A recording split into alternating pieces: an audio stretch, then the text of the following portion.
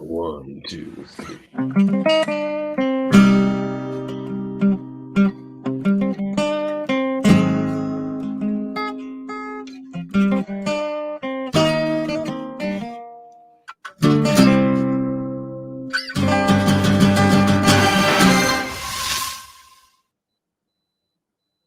Hello, this is the X-Men animated review show that we like to call X-rated. Good start. Oh, welcome. I am your host, Davin.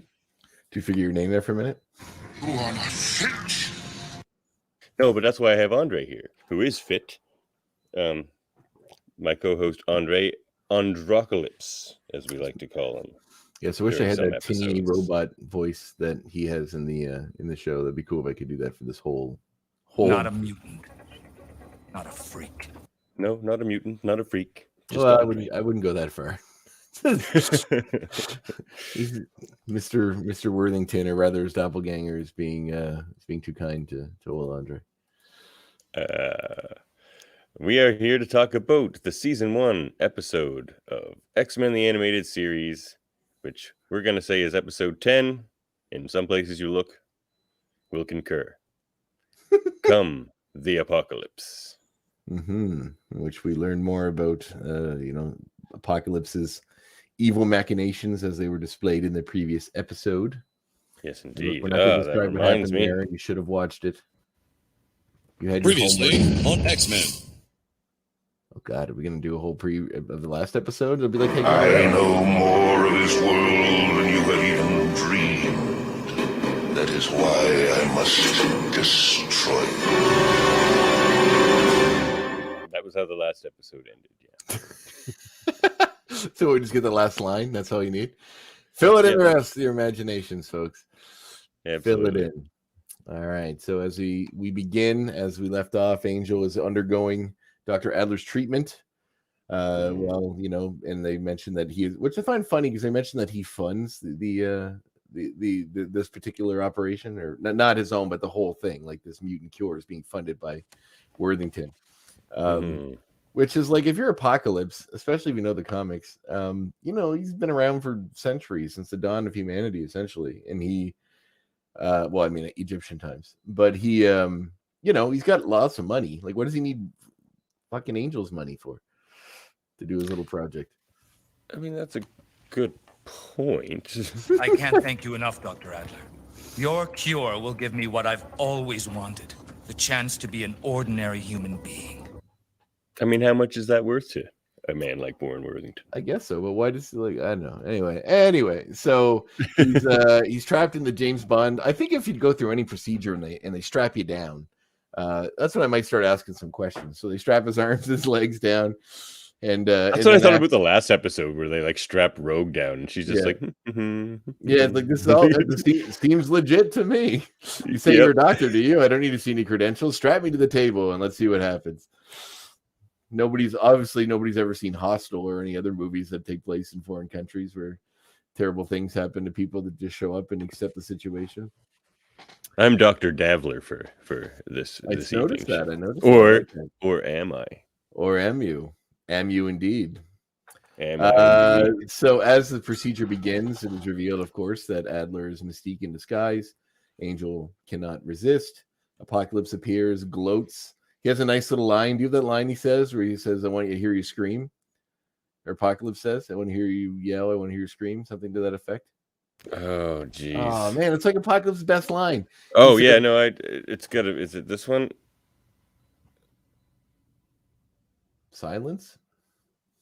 I want to hear the cries of a future being born. That's the one, right? That's the one. It's pretty great. It's a good line. It was worth a couple seconds of silence. It's a very good line, I must say. Some good writing there. Oh yeah. Oh, he's got zingers. There's gonna be a lot of those. Yeah, and I'll talk about it when I get to my points. But so he says that, and then we cut to the mutants who are still hanging out in Scotland. They're at a pub where there's a group of other various I like this group of mutants that are waiting at the pub to go get their to go get the cure, in quotes, because none of them are recognizable mutants. We have no, but I'll be talking about them later. Okay, not a one of them I recognize. Nobody's in a costume, and nobody is seemingly have any identifiable traits of existing X-Men, unless I missed something, which I probably did. I'm sure Davin will fill me in. Yeah, we'll talk about that later for sure. Yeah, so then the X-Men are discussing, Rogue is saying she took her a while to come to terms with being who she was, and she's happy now, essentially. Xavier and the X-Men discuss why mutants may not want their powers. And, he says, some have turned inward, letting their bitterness consume them, but they all feel dissatisfied with themselves. I mean, I feel like Xavier's in sort of a place of extreme what's that word people use, the privilege, that you can sit back, like as he's saying that, you see a woman sitting at a table touch a flower, and the flower dies in her hand, so like she can't touch anything. It just withers away and dies. And Xavier's like, well, some people just haven't been able to accept the mutant powers. And it's like, this woman literally kills everything she touches. Like Rogue, at least, Rogue has a similar issue, but this woman, like a flower wilts before her. Like, her life must be pain. You can't be close to anybody. You can't be, And he's like, well, if she touches you, you die. You just wither away. And then, Xavier's like, well, some mutants haven't figured out how to deal with their powers. And it's like, well, maybe some people, this is a bit of a curse. Like, I get that all the sexy X-Men over here in your skin tight costumes and your cool powers that turn you into superheroes are great, but think about that poor schlub over there that can't garden or eat. Or can you touch herself? I assume so. But, be with other people. Thank you, Justin Williams. Yes, thank you, Justin Williams. That's very nice of you to say. He says love the show, guys. Yeah, that is cool. I like when we get those updates. Yeah, we love bringing the show to you guys. And, being in the hellscape that is the internet, I'm quite surprised that all the little pop-ups we got have all been love. We haven't got any trolls yet. So can you cut those people out if we ever got one? Oh, I just don't bring them up on screen. Oh, you choose what comes on screen. I thought that automatically came up. I didn't. Oh, so you're the puppet master pulling the strings here, aren't you, Devin? I am, and I wouldn't have it any other way. Well, it's a good one to be. So, so then you're hanging out. I'm cured. I'm not a mutant anymore. You don't have to be hated. You don't have to be hated. We don't have to be hated. We're loved. I love how operatic he sounds. I'm cured. We don't have to be hated. It's like he's in the street, like doing a Shakespeare performance act. I wonder if that was on purpose because he's lying. So I wonder if that's the bad acting. Yeah, but at this point, like we do know. Well, I mean, it's revealed later, but at this point, we assume because we've seen old Warren Worthington going through the process that this is not him, and probably Mystique, which is confirmed later. But you think if Mystique would be better at lying. It's like her whole thing, turning into other people and pretending to be them. You think she'd have it pretty down by now. Well, yeah. Well, one would hope. I mean, subterfuge is her whole deal. Like that's her. She's whole pretty deal. good at it too. Yeah, I would say. So. She's been impersonating these German scientists and using words like verboten. Yes, it's verboten. Look at it! Look at old sexy ski bunny Warren Worthington coming in his little coat. I bet that's an expensive coat. Yeah, he's got a turtleneck on. That means he's rich. In cartoons, people have turtlenecks are rich. That's true. Turtlenecks are expensive. Almost every time a person in a turtleneck is in a cartoon, it is to note that they are rich.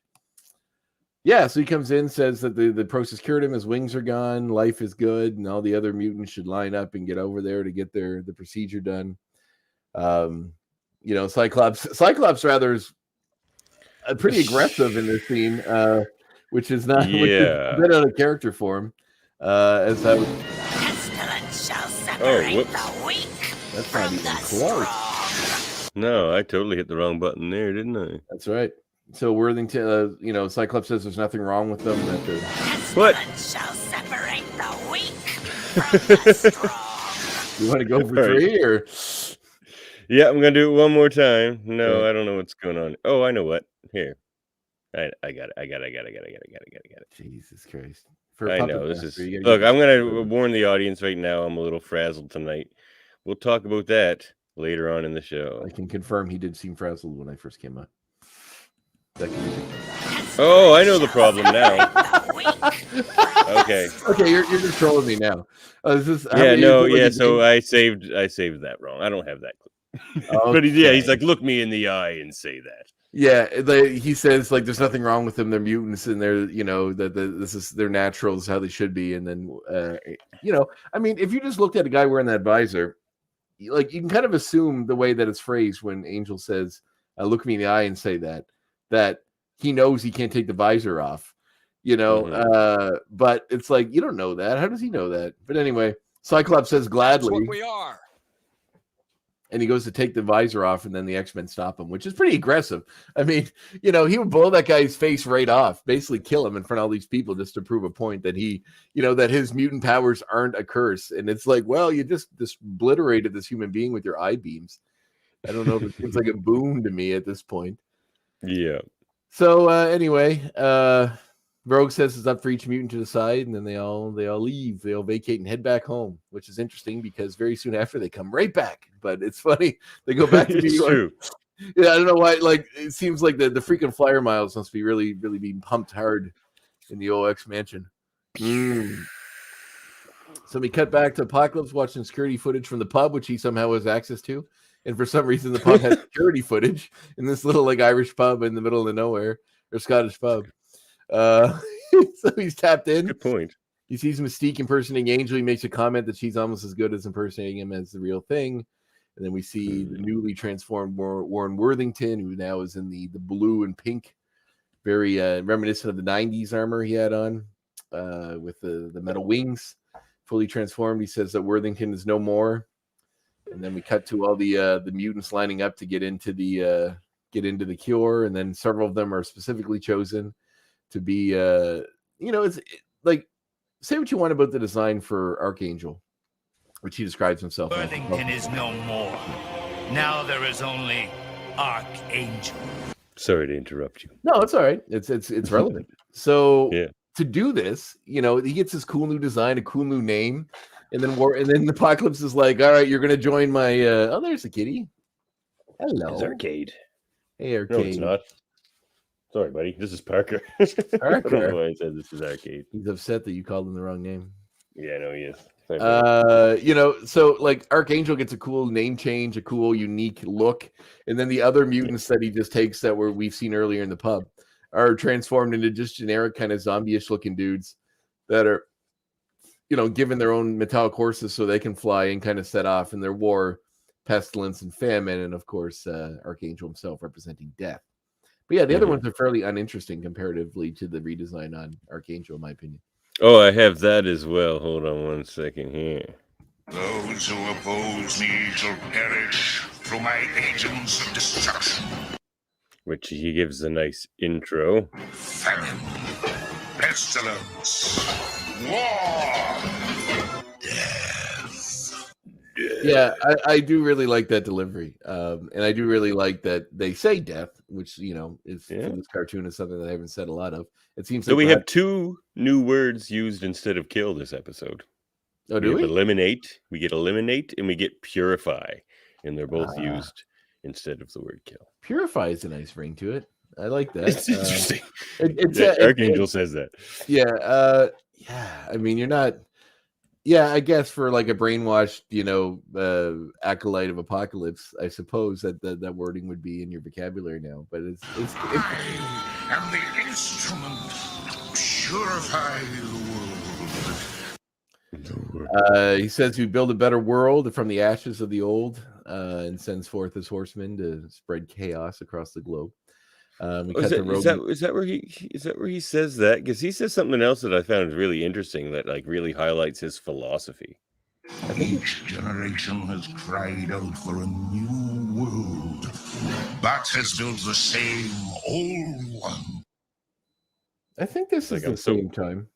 Yeah, he's like, I'm so old. They just keep making the same mistakes over and over again. So I'm kind of just going to wipe the slate clean. I guess that's his motivation in this. I guess, but we don't know he's old at this point. And even by the end of this episode, we don't know his origin. Like, we just cut to them setting them off, basically, which is funny that they're all flying off towards causing chaos, and then he's standing back giving this great monologuing speech about his, the world and what he's going to do.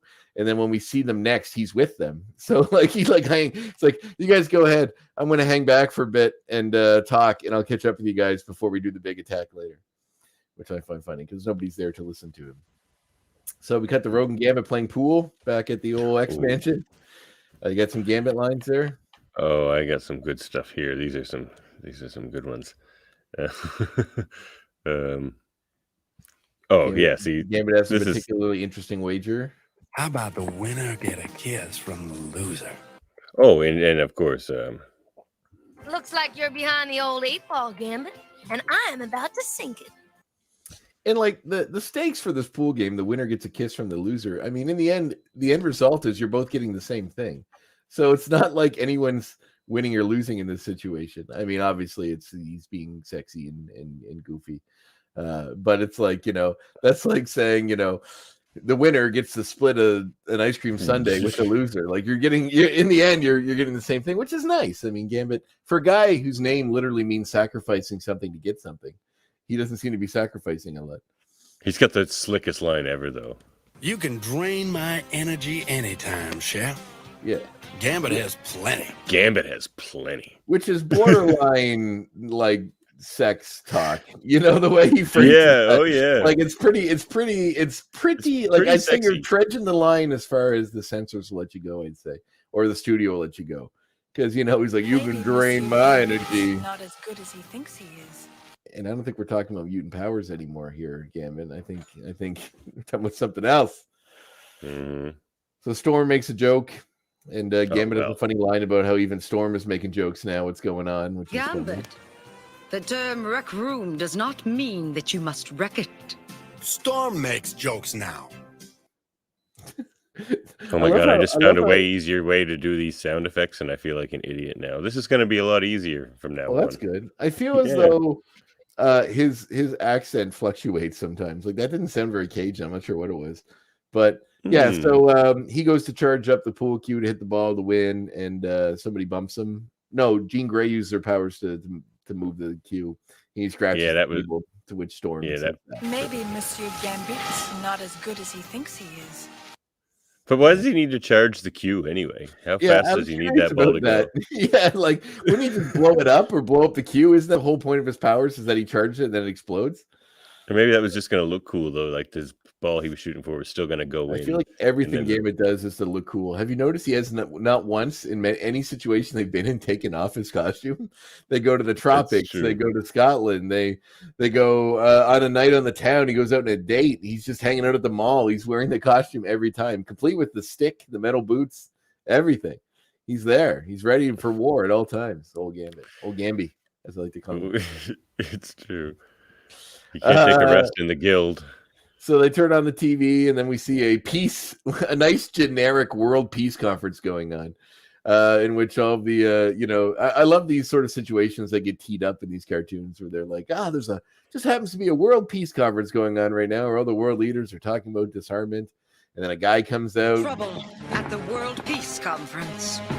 Looks more like a World War conference. You're getting ahead of me.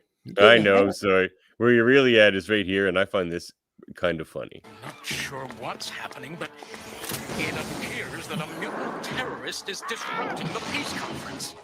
It's like he's like destroying things and like throwing things off the building. He's like, well, I'm not sure what's happening, but it appears as though a man beside me has been disemboweled by a flying blue angel.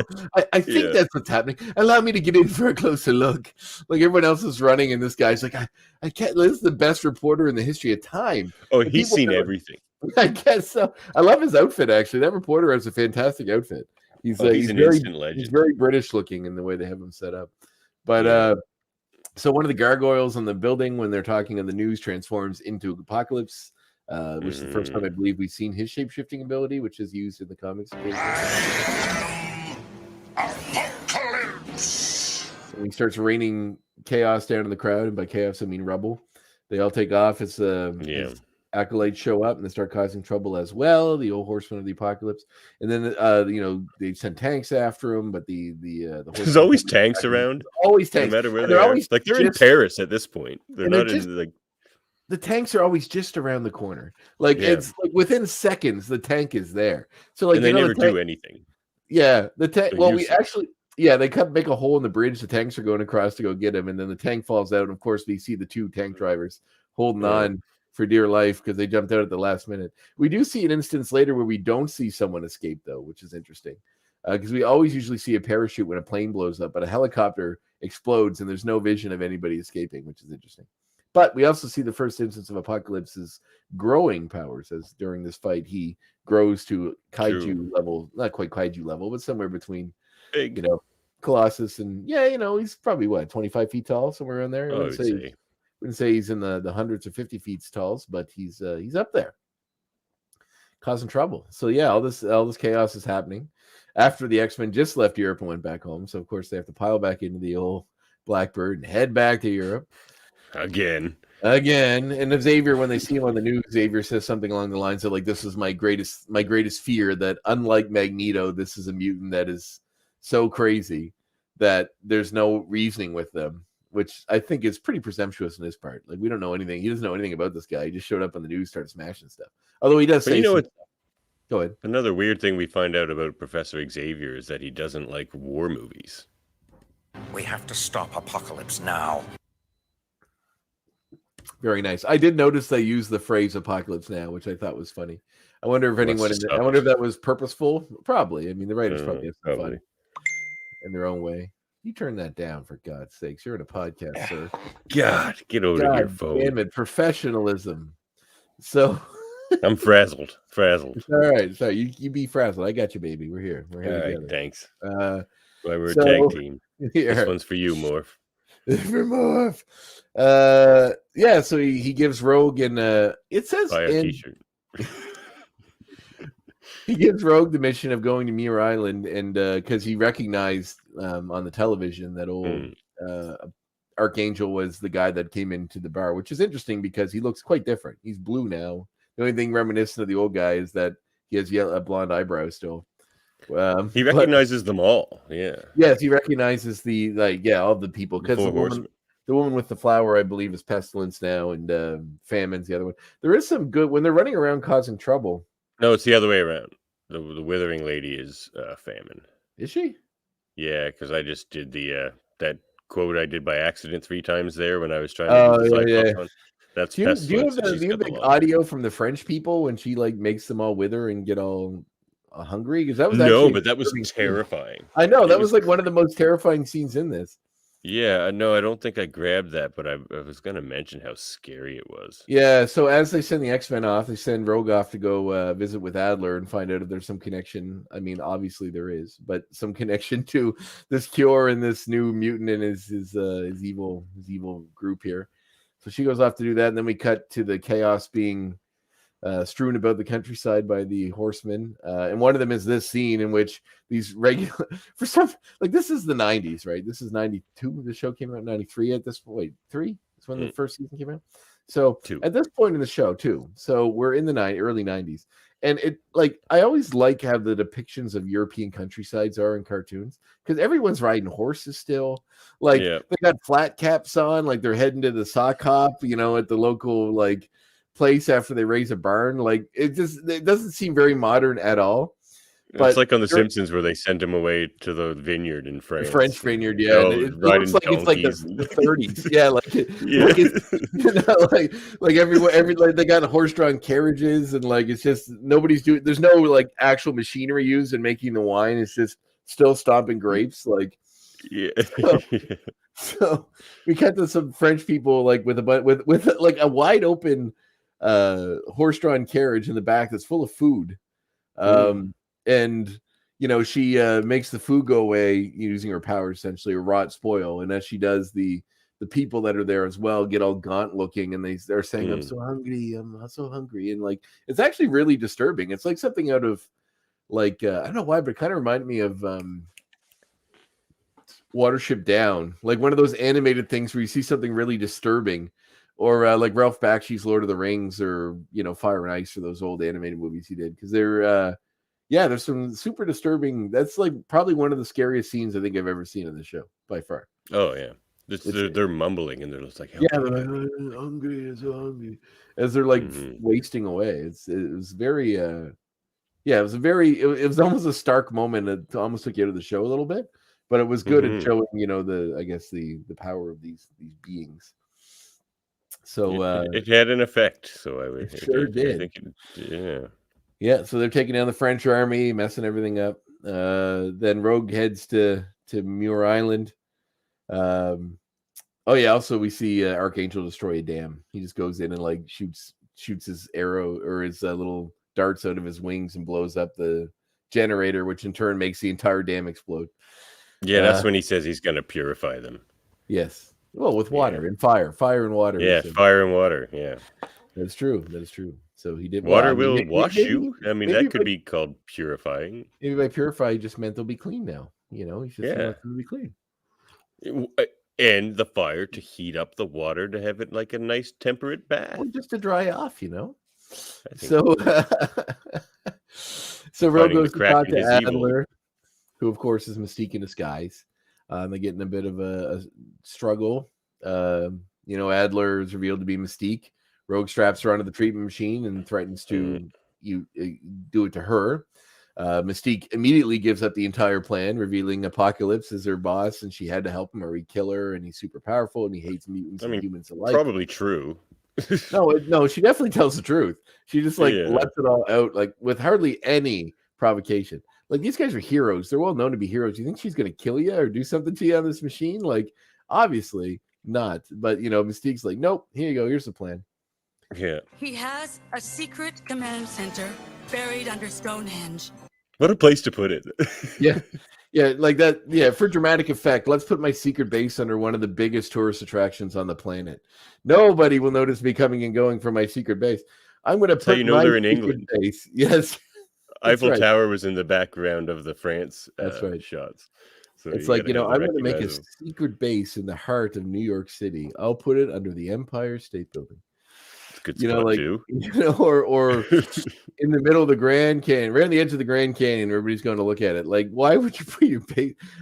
Like, obviously, this guy has, I guess, some kind of a hang up with history, being that he lived through it all.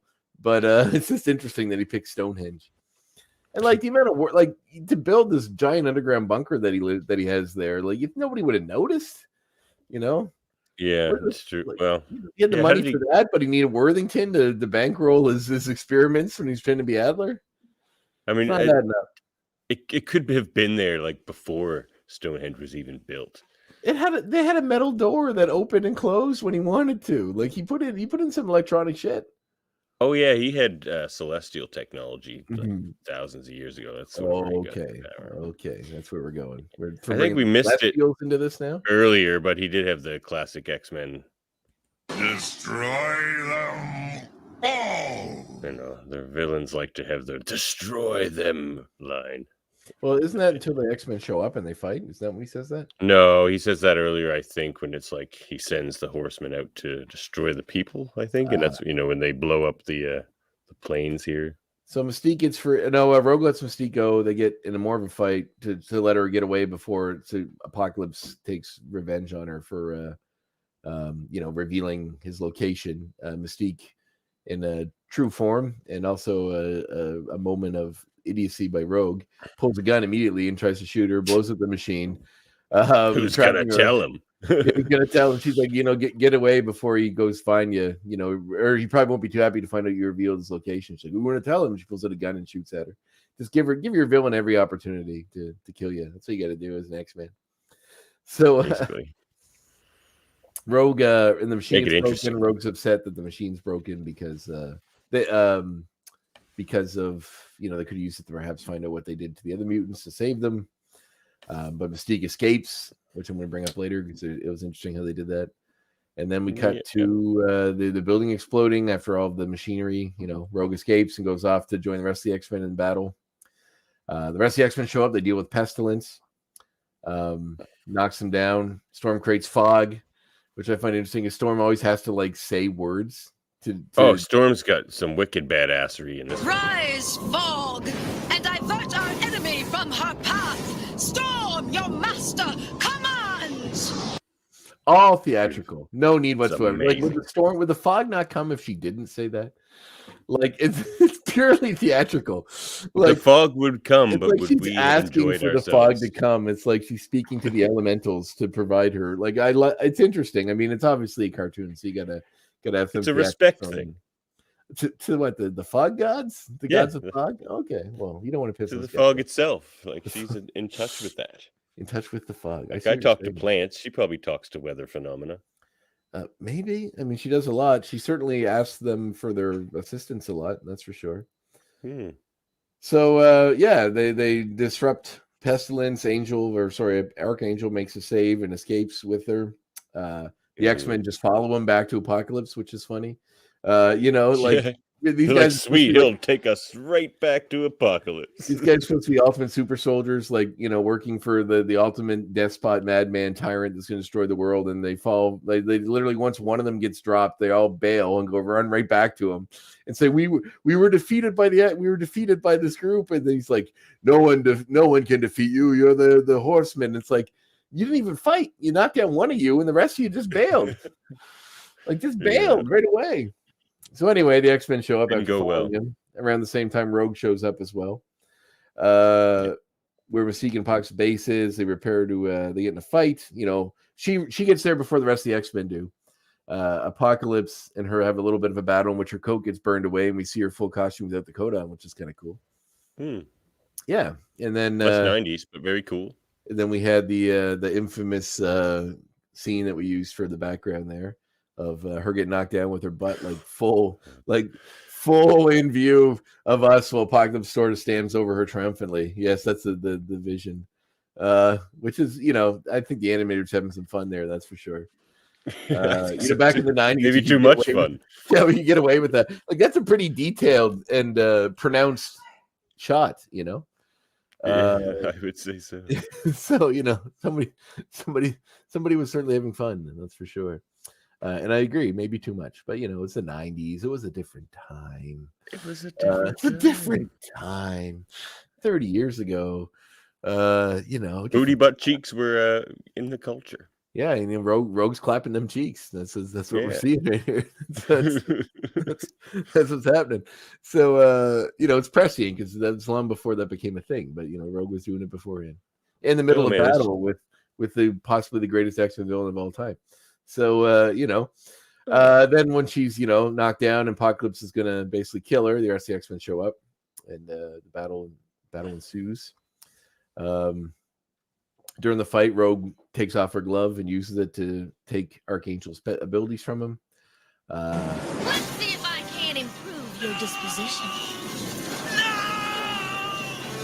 And she turns kind of blue, which is fun to sort of match what a gray like you. Another classic Roseanne scream. I think she would have learned her lesson, because this is like the third time that she's taken powers from some random mutant and had a really bad experience because of it.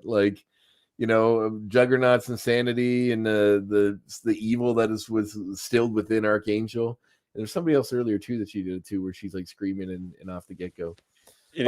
Cyclops, where she's shooting his beams everywhere and can't control them. Yeah, right. How do I shut this darn thing off?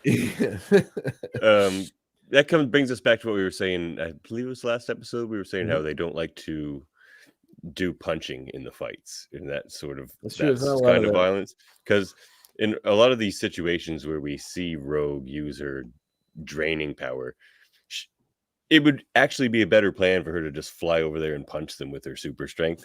Yeah, for sure.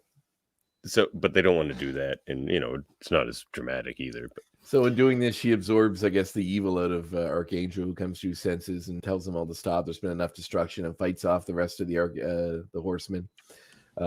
Apocalypse, realizing that the tide has turned, escapes through a Wolverine, comes at him with double claws.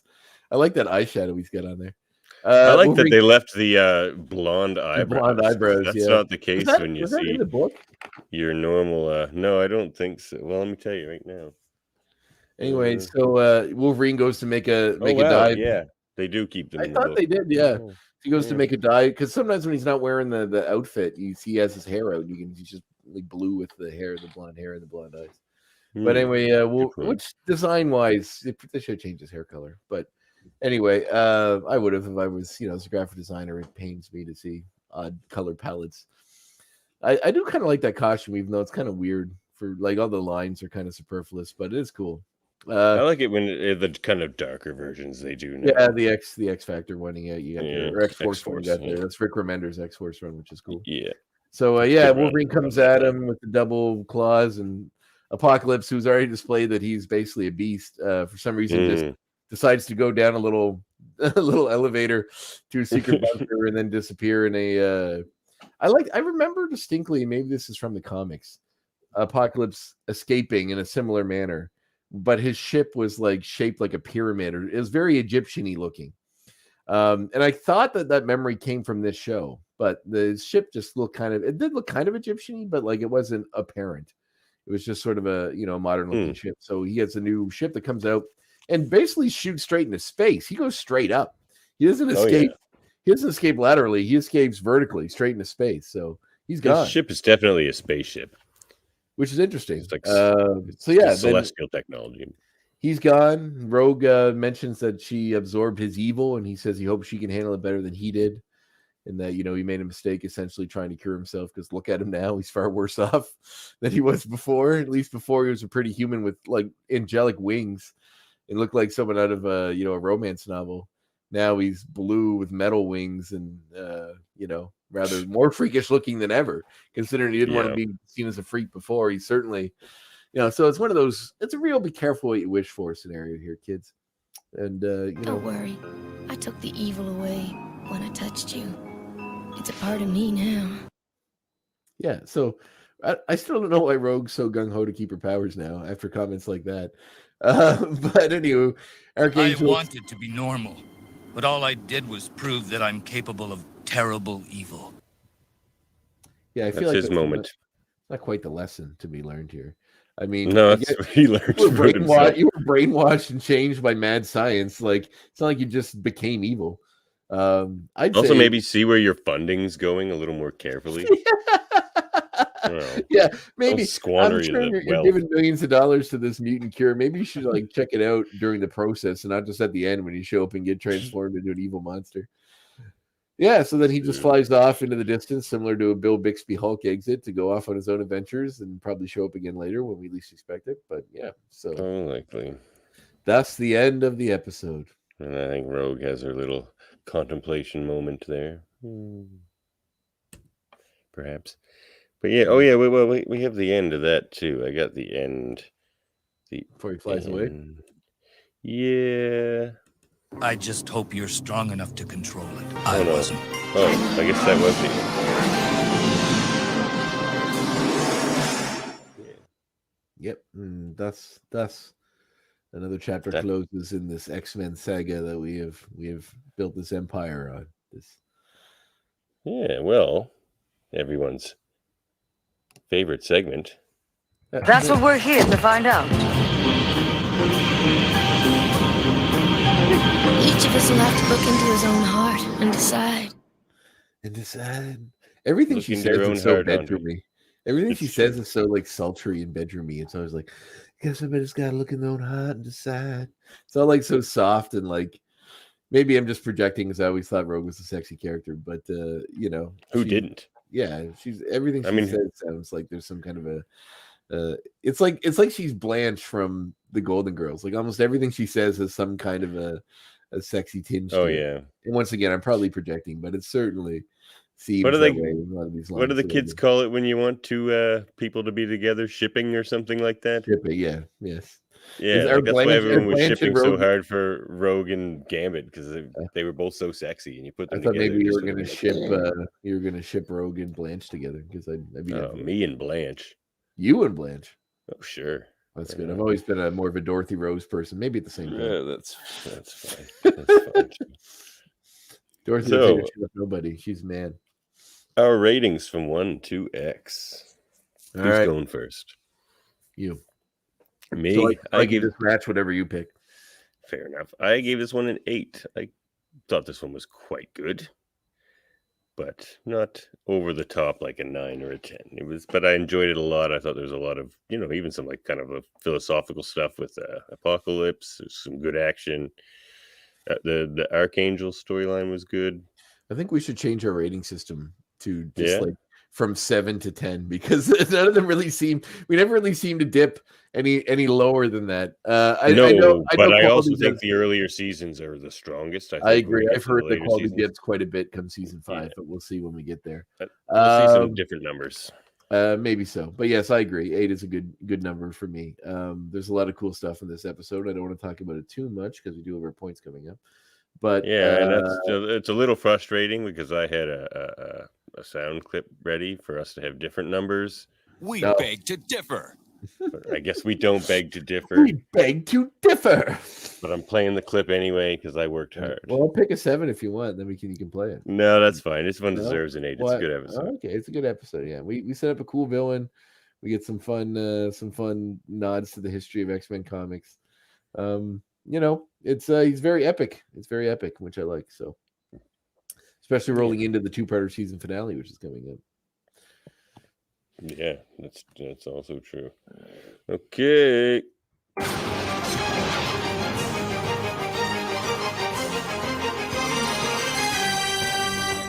Uncanny X points. You go first this time. What? All right. Apocalypse. He's fucking cool, man. That's number 1. Yeah. He's got. I know I mentioned it last time, but you get more of it this way. It's almost Shakespearean as a villain, which I like. There's definitely we don't know his history yet within the continuity of this show. If you know anything about comics, you do, but at this point we don't. He's just a random villain that. But there's a certain gravitas to how he's displayed. His voice is very cool. A lot of his dialogue is very old world and kind of alien sounding, which is neat. I think they did a really good job on his design. It was neat seeing some of his classic powers, like the growing a little bigger, that sort of thing, which is cool. I do think he pushed out a little early, pretty quick at the end there, but I would like to see where they're going to go with it in the future. And I hope in X-Men 97, whenever that rolls around, we get maybe an Age of Apocalypse nod, which would be fun. It'd be really cool to see that. So, yeah. Fools! You bleat for the future like a herd of sheep. Is that from this season? Yes, from this episode. Oh my god, that's a good line said too. That was a crazy good line. I know he's just full of it. Like the line you played where he says, "I want to hear the cries of the new world being new future being born or tomorrow being born." It's a great line. Like that's like it's Shakespearean. It's super good. Like perfect. I just like ashes of this world. I will build a better one. Yeah, and the delivery, everything right.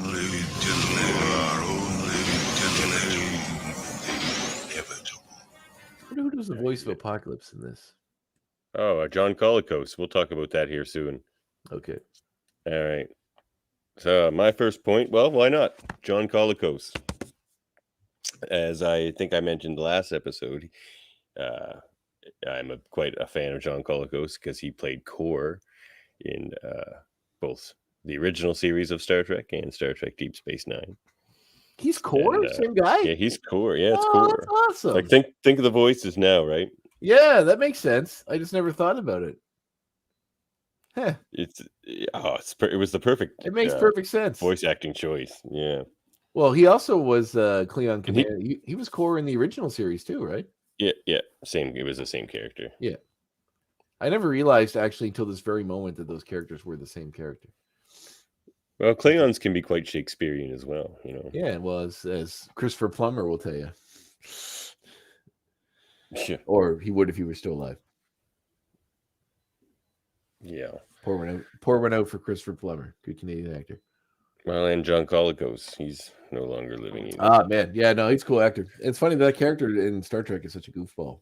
Like, it's funny that, he plays such a... I mean, in the original series, he was just kind of a classic Klingon, but, in Deep Space Nine, he was quite the goofball. So it was just interesting to hear this, like, super serious... He kind of talks like that, though, sort of. He's just like, you dare interrupt the battle of Raktakelbrak.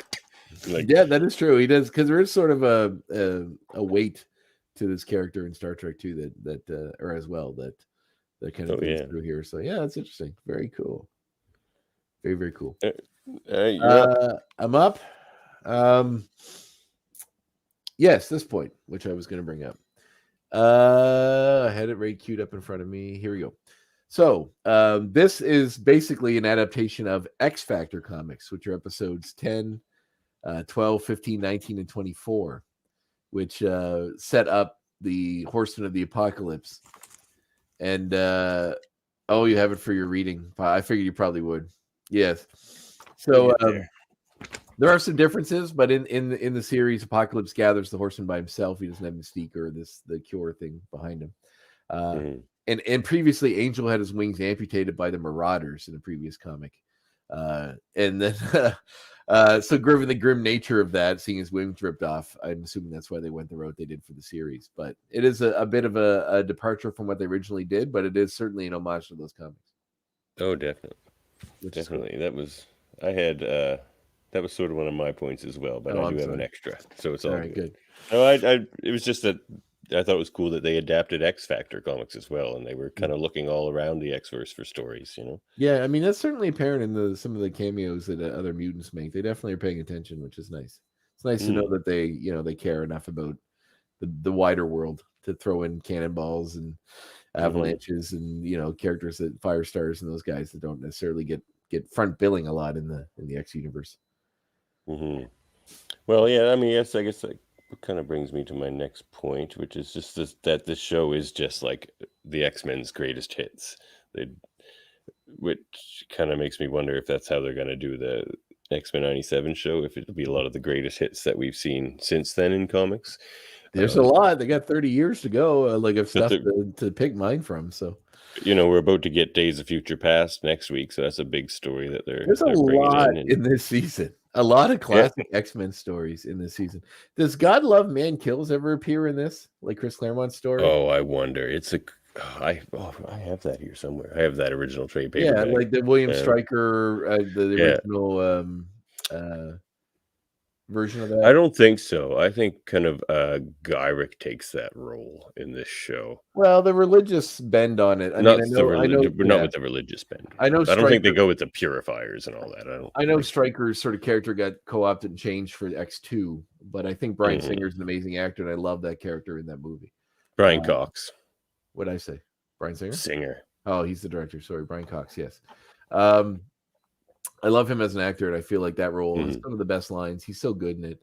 And for like an English actor that's like kind of old and not like, jacked or shredded or very physically imposing, he's terrifying in a lot of ways. And I liked how they show, because the first movie sort of shows, the mutants can be a danger, and the second one shows that humans can be too. And it's got one of the best lines ever in any X-Men movie is at the end when he's trapped, when he's chained to the chunk of rock, and Wolverine walking by with the kid, and he says he wants Wolverine to help him, and Wolverine says he'd take his chances with the mutants, and he says, "You're always an animal, Logan. I just gave you claws." And I thought that was one of the best lines I've ever heard in any X-Men event. It's great. Oh, there's Arcade. This one's Arcade. Yeah. Oh, the other one makes sense because he was red. I know. My namings didn't work out. They weren't very color coordinated. It's okay. Yeah, they're loving kitties. That's all that matters. Is that me or you? Oh, I had. I just did Apocalypse. Yeah, I did the great. Yeah, it's back to you. All right, Archangel's changing in his abilities. So in the original 616 version, he shoots these his wings shoot out these metal razors that just like feathers. Just shred people. And I'm guessing for the sake of the comic. And also he has a neurotoxin with them or something that messes people up as well. So here they just explode when he shoots them out. They're basically little grenades. So I'm guessing that was obviously more appropriate for children's television as well. But they kind of look like throwing knives. They have a handle. A little bit, yeah. Like little rockets or something. Like a big razor, like a thin razor that comes out when he's doing it, which is cool. And that would just rip you to shreds. But he's almost more, I guess, since he's representing death, it seems more like he should represent war with the amount of bombs and stuff that he's sort of throwing everywhere. But it's funny though, the Archangel action figure that was out at the time, those original, I think they were Playmates, maybe. No, they weren't based on the show. I think they were based on the video game or something, like the old Nintendo game or something. But there was an Archangel, and it had rockets like shot really? out, and they looked like that. So that's what that reminded me of. Okay, so that's me. Well, this because we forgot to mention it at the top of this show because I was quite frazzled. We started a few minutes late, and for once, it was my fault. I hid things from myself, but we got it in under the gun. It sounds very. It sounds like you're getting very seeking internally, getting existential. Like you just meant you had a problem with the software. You're like, I hid things from myself. There were things within that I did not know. It's like it was a double entendre. You had a real existential crisis there just before the show started. You're not wrong. It was written by Michael Edens, this episode. If you recognize that last name, it's because he's the brother of Mark Edward Edens, who has written a couple of the episodes that we've seen so far, including the opening 2, I believe. But yeah, this Michael Edens, I was going through his catalog, and he wrote on every cartoon we loved as a kid. Like he was on Ninja Turtles, he was on the your beloved Spider-Man. My beloved well, you love the Spider-Man animated series. Yeah, exactly. So I love Spider-Man as well, but I thought I'd give you that one on. But yeah, so he wrote on that. He wrote on just everything. It was quite the list. So super cool. But alas, no longer with us. Boo. Dad died young, 69 years old. That's too young. Nice. Too young. 69. Nice. I'm just kidding. So you got to go out in 60. I was trying to have a touching moment there. As you should. I'm just trying to be funny. Andre ruined failing that. miserable. Okay. Come on. Well, now well, hold on one second now. Uh-oh. You're trying to be funny. You get a clip. You get a clip to. Is the Gambit tell me that even Storm's looking good? Okay. I'm gonna say I have 2 more points still to do. I'm gonna use that for one because I really did like that. When the X-Men show up, they shoot him. They shoot him in the chest, or Cyclops does with the beam, and he falls back and hits the ground, and he looks up, and he just laughs. That laugh, which I thought was like so sinister, because it's like he's just like, like, but then he just runs away later once the horsemen are dealt with. But I did really feel like they did a good, like it really sets up how powerful he is, and I wish they would have shown more of that. But I did, and I didn't really mind him running away because he wasn't there to just like kick the crap out of the X-Men. That wasn't his plan. He could have done that by himself. He could, but he could have, but that wasn't his plan. So his plan was to use his horsemen to incite violence everywhere. Killing the X-Men would certainly lend towards that because nobody's standing in his way. It's a good point. Spider-Man, if they were in the same universe. They are, because there's a crossover episode, but he's all the way back in New York and can't even pay his goddamn bills. How's he going to get to Europe to fight Apocalypse? Nick Fury. Okay, right. He does appear in the X-Men character or the Spider-Man character, that's for sure. So, all right, good point. All right, point number 4. Okay, well, I thought this episode establishes the fact that Cyclops and Warren Worthington don't know each other. So previously, that suggests and kind of lends to what we assumed from the earlier episodes, that this is the first X-Men team, the ones we're seeing right now. There wasn't like a previous young team with Beast and Cyclops and Marvel Girl and Angel and all that kind of thing. There probably wasn't a secret team like that got sent off to Krakoa, like that whole thing. It looks like we're seeing the first iteration of the X-Men, which is interesting, and I'll be interested to see if that does turn out to be the case as the series goes on. I think you're right. My final thing is just an animation nod. When Mystique shoots at Rogue and they blow up the machine, there's a doorway that opens behind Mystique that she steps back in, and the shadows sort of envelop her, and it's a really cool. I don't know why, but it's a really sinister and really cool little animation thing they did there. So the way she's framed and the way she disappears in the darkness, it was just super cool. I thought it was. I And I enjoyed the noticed start of that scene too, which was similar. She's standing in the shadows, and you see Right. Mystique's legs, and she steps out as Adler. I really That's like true, that as right? well. Yeah, that was cool too. I like the use of the shadows to sort of that she comes and goes. Yeah. It's sort of reminiscent of her character. But They do I thought Mystique well in this they episode. do. In the I'm curious previous to know one. more about her. How she got hooked up with Apocalypse. But I guess we'll learn that as time goes on. Or maybe we won't. Or maybe we won't. Okay. Well, my Still last point is Wolverine. Kind of ineffective. And I feel like that's going to be a trend more than I remember because he's just such a lethal character.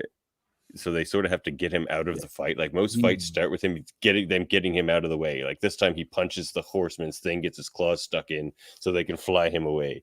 He barely did anything. And that's in fact, usually how the fights go. Cyclops he was saved by Gambit when he fell, and even says like thanks Cajun, thanks Gumbo or whatever. He says Cajun, he says thanks Cajun, and then because he was like he fell in a car, and then they're gonna make like a statue fall on top of the car, and Gambit rescues him, or Gambit blows up the statue. That's right. But it's just funny that he's giving him all this hard time only a couple episodes ago for no reason, and now he's like thanks Cajun, we're all cool now. And using Cajun as a slur a couple episodes ago, and now it's just a nice buddy term he uses with him. So, and even the Gambit's around in this episode because he wasn't in the last one, which is essentially a part 1 to this part 2, which now has Gambit in it. So, but so I'm always happy to see more Gambit. So, I guess that's all of our points. Yeah, Wolverine is pretty ineffective. Times 5 equals X points. Mm-hmm. As we know.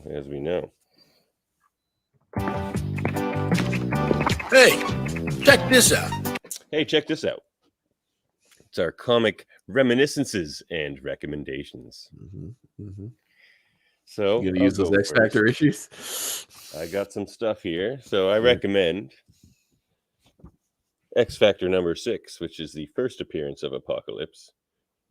It's probably a fairly valuable comic if I hadn't had it since I was like 7. So it's like it looks in decent shape. It's not bad. It's a lot of crinkles in the cover. You can't really see them. But probably just that's a classic. My little kid sweat. But yeah, it's pretty great cover. And written by Louise Simonson and drawn by Jackson Weiss. Louise Simonson? You mean Walter Simonson? No, Wheezy Simonson. Okay. She used to write all kinds of stuff. His wife, Walter's wife. Because he did a lot of work. She was a main editor on the X line too. Like she was Chris Claremont's editor. Oh, all the X. So she was the first writer for the X Factor comics. Awesome. And they were fun. She wrote for a lot of them. X Factor is probably a good example of one of the first sort of X-Men spin-offs that really went to its sort of had its own voice and went its own way, which is cool. Yeah, and which brings me to there you have it. So they did use the exact 3 Horsemen. In the show. They look cooler in the comic, but once again, he recruits Morlocks. They are Morlocks, and he recruits them. Yeah, and I thought I recognized one of them as a Morlock, but I'm I meant in the bar scene. But yes. There was a couple. Yeah, the girl with the headband. I thought the stretchy one. Yeah, the hat and the toque. Yeah. She was there. So yeah, he recruits Morlocks in this one, and this one's again still by Louise Simonson, but drawn by Walter Simonson.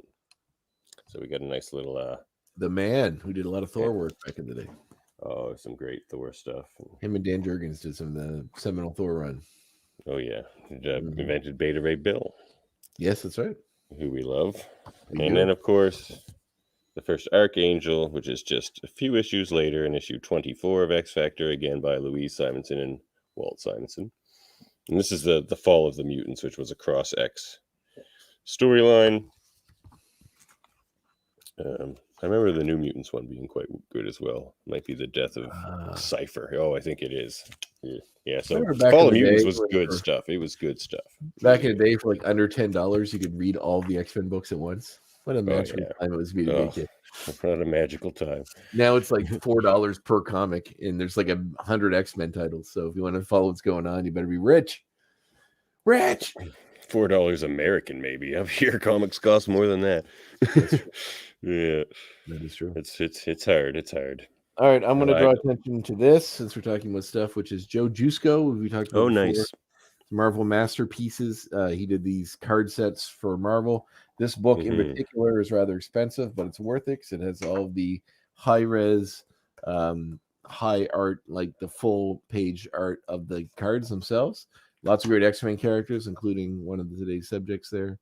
Very nice. This is from this book particularly is from the 2016 series, so there is some more modern depictions of some characters in it, like the Cyclops costume where he has the red X visor. This is cool because I haven't seen this new updated Joe Jusko stuff. I just remember the first two Marvel Masterpiece sets. The Wolverine costume from Bianchi's when he was drawing it there. I like that. Yeah, there's some classic. I mean, there's Deadpool. There's some classic stuff in here too of the classic costumes which show up, which is cool. There's a great. Oh, I didn't see that one. There's a great Professor X right here, which is pretty cool. Oh, that is cool. Yeah, there's lots of. It has the entire run, so including all the character cards. There's your lady. But then they have ones that are battle cards where you see like two characters fight one another. There's classic Wolverine. Oh yeah. Which is more reminiscent of his depiction in the show. But then we get these ones with which I don't know, you can't really see quite as well, but you get the battle ones. I used to love the battle cards. I had a holographic thing versus Hulk. I have that set. That was the 93 set. I bought a pack one time that came with the entire set. So I have all that somewhere. Yeah. Wow. Where is it? It must be in the basement somewhere. Oh, that original Marvel Masterpiece set helped cement my love of Marvel back in those days. Joe Jusko's art is amazing, and I can't believe that Marvel isn't do more covers because he's fantastic. Yeah, seriously, you don't see it around. That's why I was surprised by these newer images here. Were they for something, or he just did them for this book, or were they weren't used as covers or anything? They were. I think Marvel did do a bunch of variant covers where they used some of his stuff for the covers. But those were all the art from the card series that was used in 2016. They just scanned them bigger, and I'm guessing he paints them bigger and they scan them down for cards. It'd be great if he painted them with that amount of detail when they're like this big. Right. Anyway, as a kid, I probably thought that's how it went. Check it out. Go read his stuff, or read his stuff rather. Go look at his stuff online. He's pretty active on Facebook. And he has a lot of amazing art. And if you're of our ilk in our generation, you definitely grew up seeing a lot of his images. And him, Greg and Tim Hildebrand, Alex Ross, like all their painted Marvel stuff is fantastic. So go check it out. Get him on the Graphic Histories podcast. I would love to, man. It's hard to reach out to some of those people. I did reach out to who did you suggest when I asked you? Mike Del Mundo, man. I love his art. I reached out to him and I got a message from them, and they're going to get back in touch with me. So I might. I look forward to that. I might be able to have him on the show, which would be really cool. Although he's a nice guy too. I met him. He's a cool guy, man. I think you'll have a great. I'm very excited for next. We'll get to that when we get to that portion of the show. Yeah, I told him I thought he was the modern Bill Sienkiewicz, and I think he liked that. Oh, that's good. It's probably a name that he wouldn't expect a lot of people to know. Well, I'm an X-Men fan, and he did some great New Mutant stuff. What's wrong? It gets worse. What's wrong with Andre? It gets worse. What was I going to say was wrong with Andre? I saw the new Scream movie on the weekend. And that's what's wrong with Andre. No, I wouldn't say it's that bad. It was all right. I mean, I feel like the first Scream movie was interesting in that and this is unrelated to X-Men stuff, but whatever, we're talking about us. So right now. Yeah, so like the first Scream movie I saw when it came out, which is like 98, somewhere around there. Yeah. And the thing was very meta. It's the whole series is essentially poking fun of the horror genre. And that was the first movie to kind of do that, to explain how horror movie plots work within the horror movie itself when it's happening. And it was unique in its own way, although at the time, even as a teenager, I don't remember finding it that interesting. Like, it's sort of like reading a book about writing a book. It gets so deep eventually that it's like you're not really clever anymore. You're just pointing out a lot of things that are pretty obvious within a genre. It's like any movie that makes fun of romantic comedies and does something where someone gets sucked into a romantic comedy. It's like, okay, well, here's all the tropes that we all know. But that was kind of the first to do it for horror in a mainstream way. And this one taps into that again, but it sort of taps into elevated horror, like the Babadook or like Hereditary, or those sort of movies, and how, people are liking things that are more or less, overtly jump scares, people getting stabbed or jump scares, yeah. Which is interesting. And also and they really pull apart the concept of a requel, where they do a new sequel that takes place so many years after the other one, and they have legacy characters come back, but we get new characters, and it's all like they're poking fun of that trope within horror movies, the way the new requels are working, like the new Halloween movie and this one and other ones, where we get back all the old characters, and sort of pick up where they were, but we get fun new ones, but we also get the old ones to let us know it's okay to like this one because the old actors are in it. So, and once again, it's just poking fun at itself all the way through. And it was fine. Like, it was fine. I wouldn't say it was my favorite thing in the world, but the Scream movies never have been. But it was all right. Yeah. If you like them, I'm sure you'll like it. What's going to be the next quill? First they did sequels, and then they did prequels. Now they're doing requels. What's next? I got to come up with something. Damn, I can't come up with something that quick. Gweequels? Gweequels. You heard it here first. Yes, I don't know what that means exactly. Trademarked by Graphic Histories Incorporated. Yeah, it's not incorporated. Can't afford that shit. Yeah, fair enough. Okay. Well. So why were you frazzled, All Davin? work and no play make Jacques a dull boy. What's digging at Davin? Oh, wow, they're selling our house out from under us, so we got to move. Oh, shit. So we're scrambling to find a place to live, and so I don't know go homeless, sorry, baby. Dude. Are you part of this whole gentrification thing that's going on in Halifax, where they're robbing more like the hot market thing? It's like, really? There's a whole thing. We were gonna buy it. They sold it anyway. You were gonna buy it, and then they sold it to someone else? Yeah, well, we were gonna buy it next year. Oh. But the market's so hot, they're just like, it's time to flip the thing, right? But it kind of sucks for us. So, that's horrible. I'm sorry. Yeah, I gotta move my whole koi pond. You have a koi pond? Yeah, oh yeah. Jesus, I'm a landscaper, man. I get my gardens are gorgeous. Good luck finding a place that'll accept the koi pond. Well, hopefully we did today. We'll see how that. Oh, good, man. I'm glad. I'm sorry to hear. Maybe. Well, knock on wood, because it's not hard. It's not easy. That's for sure. If I can help in any way, let me know. Oh, well, thanks, man. Appreciate it. No problem. We'll be all right. But that's why I'm all frazzled. I'm all distracted. How long have you been there? 3 years. Oh, that's not too bad, I guess. Yeah, and it's just a bit of a, because we were planning on buying it, so it's like kind of readjusting the headspace. We're expecting to be here for a little while. Ah, that sucks. But whatever. That's what's digging at Davin, though. Well, if anybody out there in listener land wants to help fund Davin's move, you can send money. Oh no, don't need funding. Just need to find a place to live. Well, if you don't need a place to live, send it in the Halifax area. Are you in Halifax proper, or are you like Dartmouth right now?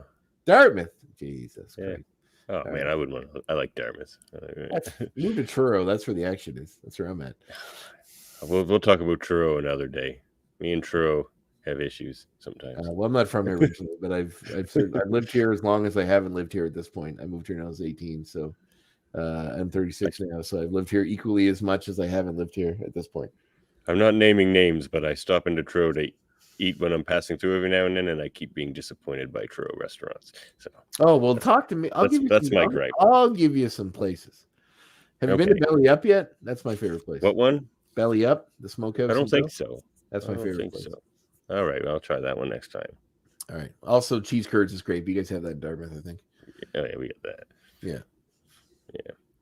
Well, this is normally where we would party like it's apostrophe 97. But I don't have any new news. Do you?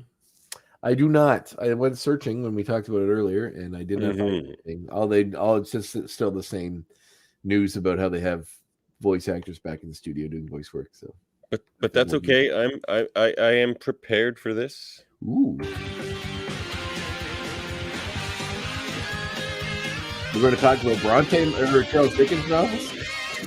Are we going to talk about Charles Dickens novels? We're talking about our great expectations for the new X-Men 97 series. I had a lot prepared about Charles Dickens queued up in my head. Oh, well, you can go ahead. All right. Well, like I've never Dickens. read this particular book, so I don't know what else I can say. But tell us about A Christmas Carol, then. We've all known that one. Well, it's a good story. It involves someone named Ebenezer Scrooge. Let me lay this out for now. All right, go ahead. There's more of gravy than grave about you. Yeah, very nice. There's some Dickens for you. I did watch the Man Who Invented Christmas movie on Netflix this past year for Christmas. Yeah. So that was a fun, juxtaposition of Charles Dickens's relationship with his father and how it kind of parallels the story within A Christmas Carol in its own way. And you get old Christopher Plummer playing Ebenezer Scrooge in it, which is fun because he's a great actor, or was a great actor rather. And it's interesting. I saw a version of the Christmas Carol this Christmas that I had never seen before, starring Patrick Stewart as Ebenezer Scrooge. Oh yeah, as a Star Trek. I had never seen that one or had heard about it, and I loved it. It was actually a really What good is your favorite version of A Christmas Carol? Oh, Mickey's Christmas Carol. It always has. Mickey's? Yeah. But a close second now is that Patrick Stewart one. I really enjoyed it. Really? No, there's a lot of good side actors too, like Joel Grey, and a lot of good actors. I maintain that the Muppet Christmas Carol is the best version. It's a good version as well. It's great, and it's full of fun songs, great characters, and Michael Caine. Like everything around it is kind of like all the Muppets, but like Michael Caine is playing it like it's a legit movie, like a serious Christmas Carol movie. And that's what I like about it. He's a good actor, and he plays the part really well. That's what I liked about Mickey's, though. It gets scary and serious at times. It does, because Scrooge is actually Scrooge in that, is it not? Scrooge McDuck, and I was a big Scrooge fan. Yeah, I still love Mickey's Christmas Carol. I got to go back and watch that. I grew up on that. Since I was a kid. I think you'll enjoy it. It's really really I did good. actually like the Robert Zemeckis one they did with Jim Carrey, the weird 3D animated one where they. Oh, I didn't see that. Oh yeah, it's good. It's kind of like it's animated, sort of like Polar Express, that weird. What's it called? Valley. Just Christmas Carol or something? Yeah, Jim Carrey plays Scrooge in it. Huh. So, Great Expectations, not Dickens. All right. What's something you either expect or would like to see in X-Men 97, Andre? We discussed this before, but I'm going to discuss it again. Zorn. Yep. I want to see Zorn. Zorn. Oh yeah, you only mentioned that for a second though. So yes, tell the people about Zorn and why you want to see Zorn. Well, I don't want to reveal too much about said character because the continuity gets stupid later when they a bit wacky. Yeah, because it was in Grant Morrison's run in the comic. Zorn was a new mutant that was introduced and quickly beloved. He was sort of like a pacifist who didn't want to fight. He had a star for a head. And so it was cased in this cool metal mask. Cool, very cool mask. Very cool. He looked that really, helped his popularity. Yeah, he looked really cool, and he was and he very quickly became like a very beloved original character. And then as the storyline went on near the end of the series, it is revealed in a devastating fashion that he was secretly Magneto the entire time. And it made no sense. No, it made. Where did he get the healing powers? And no, they explain that in the series. I know, but it's so good and it was devastating because everybody liked the character so much. So and then he killed. But they've retconned that since. Yeah, they did. He killed Jean Grey in that storyline, and she stayed dead for quite a while. And they really it was such an epic end to that series. And then later on, they tried to retcon it by making Zorn be a real person that Magneto co-opted the look of. And then it turned out later that wasn't even Magneto, it was somebody else because they wanted to make Magneto into a good guy, and the stuff that he did was so horrible they couldn't really redeem him. So it wasn't Joseph, was it? It was probably Joseph. I think so. Magneto's clone. Or I don't know if it was actually that. I think it was something else, or it was Zorn's brother or something. It was dumb, but anyway, they just it's like comics. They can't let anything rest when it's cool. They have to keep bringing it back. Grant Morrison's run is a roller coaster ride. It has some crazy high peaks, and it's got some. I gotta say, for me, some valleys. No, and it just all peaks. It's just one peak. It's just one mountain that gets bigger and higher and better. Right. I love Grant Morrison, so I'm an apologist for him all the way through. Even some of his weirder shit is still great. It's amazing.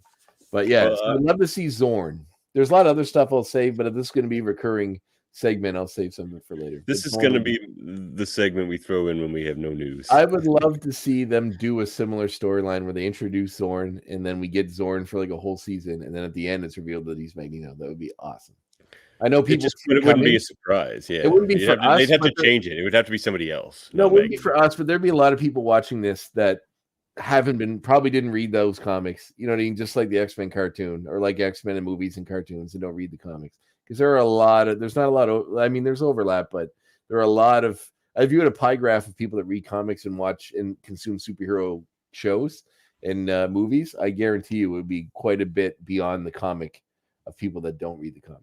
But I think it would be 100%. And just to see it would be super cool. I would love to see it. Okay, that's pretty cool. I mean, I think I mentioned before a Morrison one I would like to see. I think I mentioned this, so I won't make it my point here, but the ride at Xavier's and making it more of an actual school. Quentin Quire would be an excellent addition to the show. Great. Quentin Quire. Yeah. Oh, yeah. As well as the new shit disturber.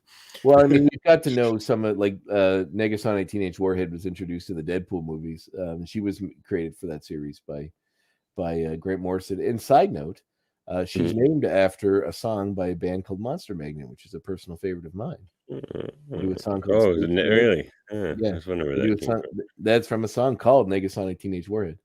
Crazy. And they're known mostly for a song called Space Lord. But if you like wrestling, they did Matt Hardy's theme song when he was the Mattitude version 1 Matt Hardy back in the Ruthless Aggression era of wrestling. But yeah, they're a cool band. I really like them, and if you like sort of acid rock, they're up your alley. I don't know. It was going to be one of my points earlier, and I didn't mention it, but Cyclops really is the hothead of this team. It's not Wolverine.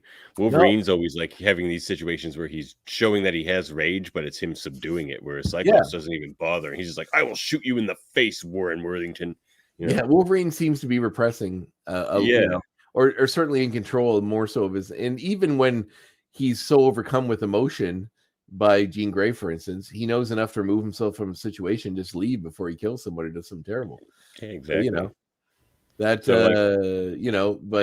Cyclops going to blast off a stranger's face just to prove a point, which wouldn't even really be proven by doing that. Cyclops is a hothead, and that leads me to where I'm actually getting at here, and that is the storyline I'd like to see in 97 is Schism or some version of it, where it could be. I wouldn't have it. It wouldn't be Wolverine flying off the handle. It would be Cyclops becoming more militant and flying off the handle and splitting the X-Men. And, it wouldn't have to be a because I like how they change stories a little bit. I don't want to see the same story I've read on screen necessarily. I mean, I do, but they should change it. We've been seeing it this entire season. but they've changed all of these stories, and I know Days of Future Past isn't going to be like a lot. Well, it'll have similarities. Kitty Pryde in it? No, exactly. Okay, so there you go. Yeah. But it could be, a Cyclops Storm Schism, I think would be an interesting way to go about that. They could have that scene where they fight for leadership and it just splits from there. Oh, man, there's lots of stories they can, like I said, it's 30 years. There's lots of stuff. Oh, yeah. Yeah. That was a parody. That was great expectations.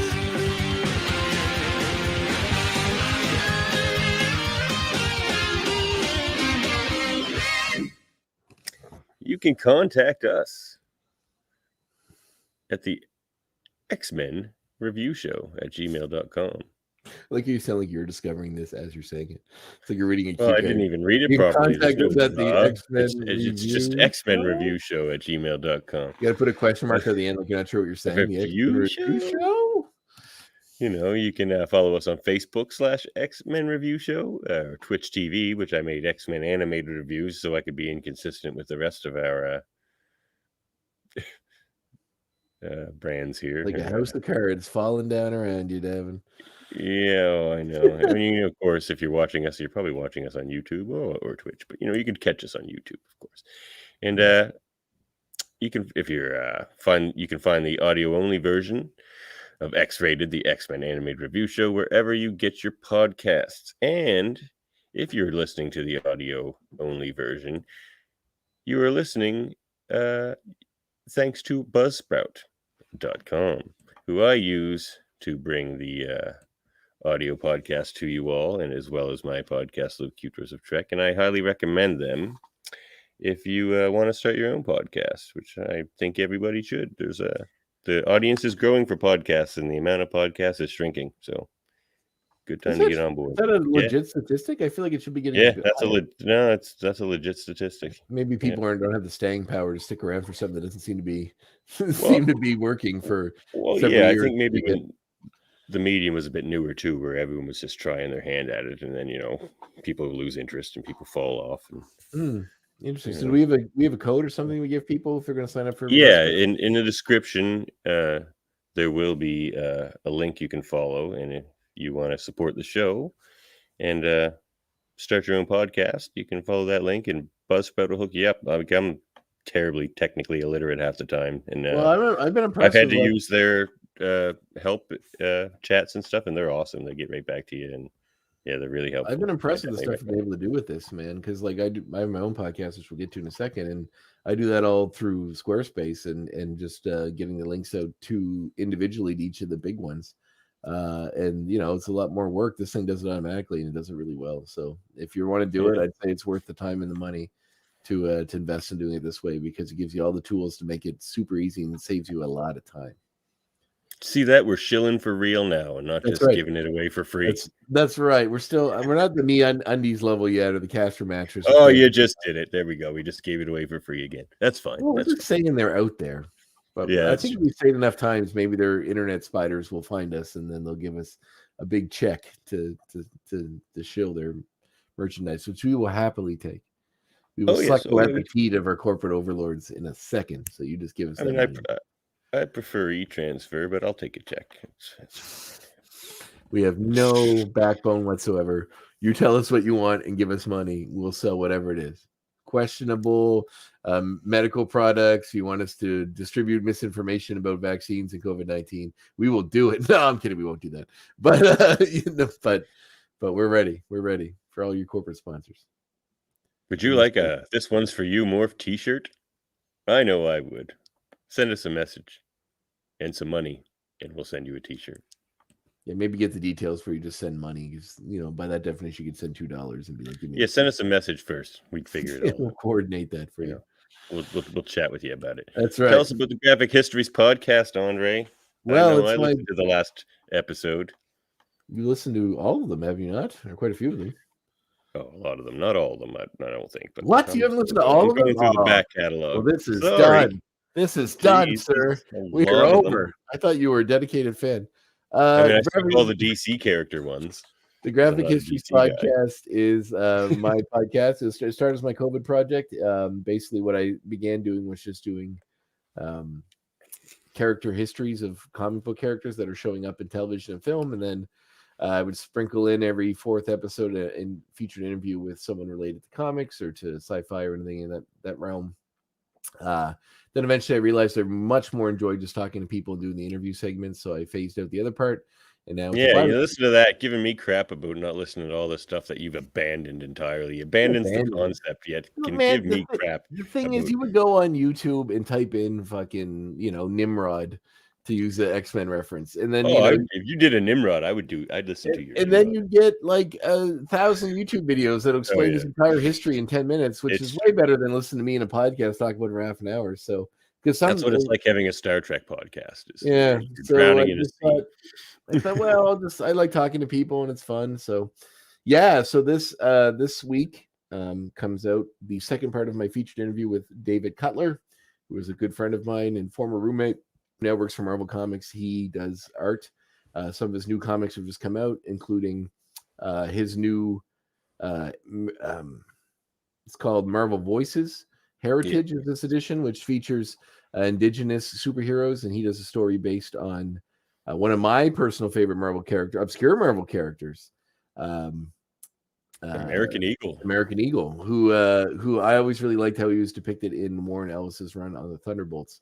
And Dave does some amazing artwork in that. He also designed the new character redesign of Thunderbird, who appears Thunderbird, who's going to be coming out, and I think it's in April, in a giant size X-Men special called Thunderbird one shot, which is sort of establishing the new continuity for the character, returns from the dead and discovers that he's become an icon as a martyr for mutant kind, something he never really wanted to be. and doesn't really appreciate that. He's he'd hate that. He's a cantankerous character. Yeah, and Dave, and we talk about all this, what the character is now in the series. Dave let me in on some details off mic about the villain in that particular comic and where it's going to, and he's an obscure Marvel character too, that if you're paying attention and your Marvel history, you may appreciate. So yeah, it's a great, like there's some interesting stuff with this character. He's been dead for decades. His younger brother's older than him now, and it's an established character in the mutant universe. And that'll be an interesting dynamic too. Warpath's older than him now. That's right. So it goes off from there. So Dave's doing some amazing work. Dave also designed the Captain America. They had a storyline in Captain America where Captain America had different Captain Americas that represented different aspects of American life. And Dave did the design for Joe Gomez, who is the Native American version of Captain America, who's also very cool. And Dave and I talk about a lot of great things about those characters, about dealing with an angry fandom. He's got quite a bit of backlash from the character designs because people don't like them, or people that are indigenous not liking certain aspects of the costume, not feeling it represents the particular version of that character. And we talk about that and what that means for a creator, and we get into some really interesting discussions. So yeah, part 2 of that drops this Saturday, and hearing it here first, barring any unforeseen issues, the following episode will be with Jeff Ursherwood, who is a former Marvel DC comic book artist and an amazing artist and a very cool guy. So I'll be talking with him and getting into that as well. And I'm always trying. So if you're a fan of this show and you know somebody in the comic industry that wants to feature their product, they don't have to be a big name. If you're just someone out there plugging your stuff, I'm happy to talk to you because I like talking to people and it's a fun experience. So. Is there anything else, David Cutler, maybe we should mention to the people? What do you mean about him? Oh, yes, that he may be on the show in the future, hopefully. He is a big fan of this podcast. It's supposed to be the next episode, isn't it? Well, I'll talk to him and see if that works out for him. Okay. But yeah, he's a big, not of this podcast, sorry, he's a big fan of the show, the X-Men show that this podcast is based on. And he'd like to be in a future episode. And I know he expressed interest in talking about Days of the Future Past. So there's a chance we may have him next episode or the episode after to discuss such matters. So hopefully he'll be on and we can talk more about Warbird. If our schedules combine. And Warpath and Thunderbird. Yes, for sure. Yeah. I'm a whole bottle, I'm a whole thing of this gin deep, so we're getting to the end of my tolerance for keeping sentences straight. Everyone should check that out. The first one was really good. Part 2 will be that's where the Cadillacs off the cliff happen. That's right. That's right. See how we escape certain death. Listen to my podcast, Locutors of Trek. We just had an episode on the tragedy of Star Trek go up, and the next day or two, there will be our next supplemental episode going up on the many faces of Jeffrey Combs. One of my favorite actors. Yes. I'm a big fan of his work in the Cthulhu realm of movies. You're a Herbert West fan, are you? I'm a Herbert West fan for sure, but also he wasn't just in Reanimators 1 through 3. Although 1 and 2 are great. 3 I should rewatch it. I don't remember. I don't think I've seen 3. It's not that great, if I recall correctly. But 1 and 2 are really good. But he was also in a lot of Stuart Gordon, Brian Usna films based on the old Cthulhu stuff or H.P. Lovecraft stuff. Like, oh God, my brain just stopped working for a minute. It's a really good movie. Keep talking. Oh, Reanimator was Lovecraft as well. No, yeah, it was. It was, although it's very loosely adapted. From that series, and it's this. Oh man, I'm gonna have to look it up. So you keep talking, I'm gonna look it up because it's a great movie as well. All right, well, yeah, check out Locutors of Trek. The Frighteners. I love that movie. Oh, The Frighteners. He's amazing in that movie. He is great in that movie. Frighteners, it's an early Peter Jackson movie. It's part of what got him into the film. Michael J. Fox, Jake Busey. It's a super good movie. Oh my God, he's in The Guyver. I didn't know this, from 1991. No, he's in a lot of things. He plays Dr. East, which is funny. He plays Dr. West. That had to be on purpose. I'm sure it probably was. He's in Castle Freak. He's in a lot of really. Oh, From Beyond is the movie I couldn't think of. Oh, From Beyond. Yeah. Which is another Cthulhu, H.P. Lovecraft story involving elevated pineal glands and chaos that ensues from it. It's super good. And it's beautiful. The colors and the effects in it are gorgeous. Pineal gland. That's like what that Cronenberg movie. Like what was it? No, not Scanners. Cronenberg movie. You think of Scanners? Right? No, I guess. Yeah, pineal gland specifically, but that's the one. No, I was thinking of a movie called what was it called? Like Quiver or something. I can't remember. It was an old Shivers. school. Shivers. Yeah, Shiver. That's I the think one. you might be thinking of Rabbit, which is the one where the girl has the weird thing under her armpit that like turns people into zombies. I don't know, Shivers is the one where they're stuck in the building and there's those weird little worms that turn people into like sex crazed lunatics. Yeah, I think that's the one I was thinking of actually. I like Cronenberg a lot, so there's a super disturbing. That's a super disturbing one. It's got a lot of weird '70s horror vibes to it, and there's a lot of. If you look at the history of it, it's very interesting because like it was funded by the Canadian government because they have art grants for films and stuff, and a lot of people were really upset that government money was used to make this movie. So. And it was well deserved. So where's the government money to make this podcast? That's right. Give us some of that sweet government money, Mr. Trudeau. Yeah. Listen to my cousin Dave and Jeff's podcast as well. I wish you just stopped it there. Listen to my cousin and just stop. They have I'll be heading there in like 20 minutes after we shut down here to talk about Deep Space Nine. Follow Davin across podcast. Oh, you can. I'll bring the audience with me. That's what I tell. Like groupies that follow rock and roll shows, or people that follow the McRib when it goes to different towns. Check out their Super Mater Brothers stuff as well. I'll review a lot of good shows there. A lot of current stuff like Marvel stuff, and just a lot of current shows. Stuff you'll see on your Netflix and that kind of stuff. Right. So yeah. I think that is the end of the show. I have nothing much else to say today. What about you? No, I think I'm good. I think we've covered, Apocalypse and all that stuff, and X-Men, and we talked about feelings and houses. I think we covered a broad spectrum of the human experience. Oh, that's a good question, Gambit. What next? That'll be we already mentioned it. That'll be Days of Future Past, Part 1. That's right. That's your homework. Go watch that goddamn episode. If you don't watch it, you're only hurting yourself because you have to listen to us for an hour and a half, and you're going to be like a baby wandering into a conversation you know nothing about. You're out of your element, Donnie. You're out of your element. Excellent. All right. Catch you next time. Goodbye. 1, 2, 3.